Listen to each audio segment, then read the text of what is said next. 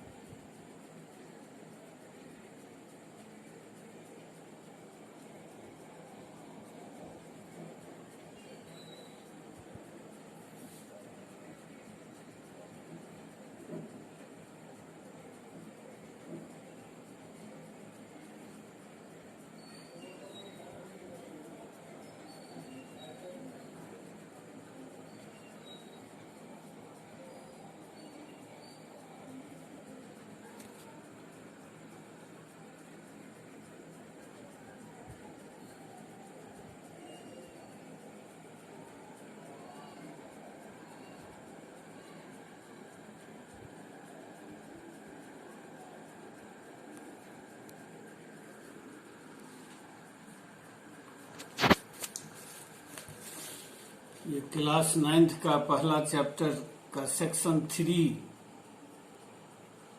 जिसका नाम है the age of revolutions 1830 to 1848। 1830 से 1848 के बीच यूरोप के बहुत सारे देशों में जो है रिवॉल्यूशन सब हुए। ये रिवॉल्यूशन इतने ज्यादा उस समय कॉमन हो गए कि इस पीरियड को कहा गया द एज ऑफ रिवॉल्यूशन।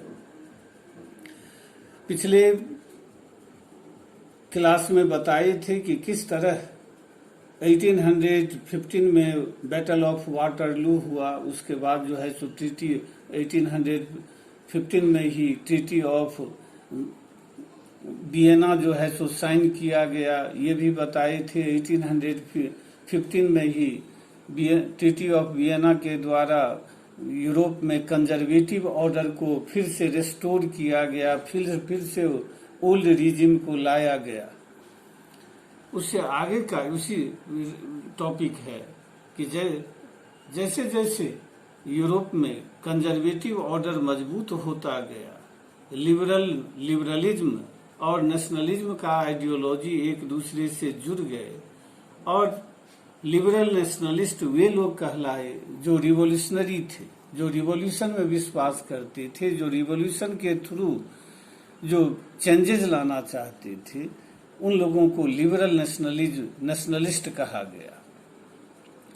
ये लिबरल नेशनलिस्ट ने सबसे पहले 1830 में फ्रांस में जो है रिवॉल्यूशन लाया बोबर्न डायनेस्टी, जिसको 1815 में फिर से रिस्टोर किया गया था फ्रांस में, उसको ओवरथ्रो कर दिया गया, उखाड़ फेंका गया। उसके जगह पर फ्रांस को एक कॉन्स्टिट्यूशनल मोनार्की बनाया गया। लुई फिलिप को जो है सो मोनार्क बनाया गया फ्रांस का।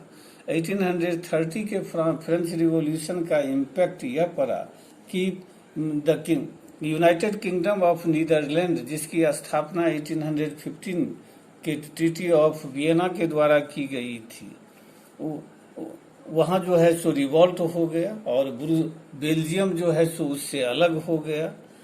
इसी तरह एक और घटना जिसने यूरोप को बहुत ज़्यादा प्रभावित किया, वह था the war of independence of Greece. Greece एक बहुत पुराना कंट्री है और माना जाता है कि इसका सिविलाइजेशन जो था वही सिविलाइजेशन यूरोप में फैला।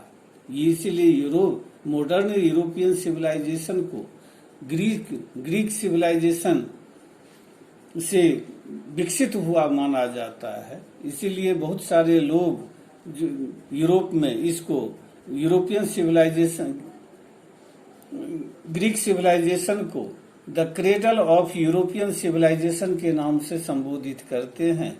ये 15th सेंचुरी में यह ग्रीस ओटोमन एम्पायर, जो कि एशिया का एक मुस्लिम एम्पायर था, उसके कंट्रोल में चला आया और वो उसी के कंट्रोल में रहा 18th सेंचुरी तक।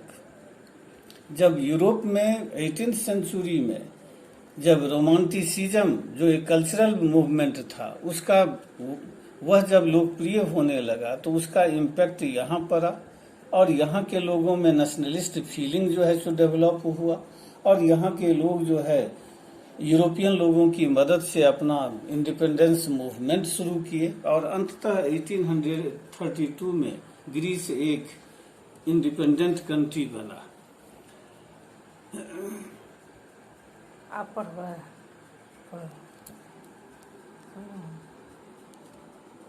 As the conservative tried to gain strength after 1815, liberalism and nationalism linked themselves to revolution. There were many revolutions that took place in Italy, Germany, Ottoman Empire, Poland, and Ireland during this period. The elite middle class, in which there were professors, school teachers, clerks, traders, and businessmen, led these revolutions. The middle class that led the revolutions were called liberal nationalists. The first revolution of 1830 broke out in France. As a result, the Bourbon king, who had been restored to power by the Congress of Vienna, was overthrown by the revolutionaries. Constitutional monarchy was established and Louis Philippe was made the French monarch. The revolution influenced the Brussels, which led Belgium to break away from the United Kingdom of Netherlands. One event that created the feeling of nationalism in the educated middle class was the War of Independence of Greece. Greece was a part of Ottoman Empire since 15th century. In 1821, the Greeks began their struggle for independence. Culture played a vital role in uniting the Greeks against the Muslim Empire. The poets and artists of Europe lauded Greece as a cradle of European civilization and mobilized support among Greeks living in exile and among educated elite of Western Europe. For example, English poet Lord Byron organized funds for Greek cause, and he died there of fever. Finally, Greece got its independence in 1832 by the Treaty of Constantinople.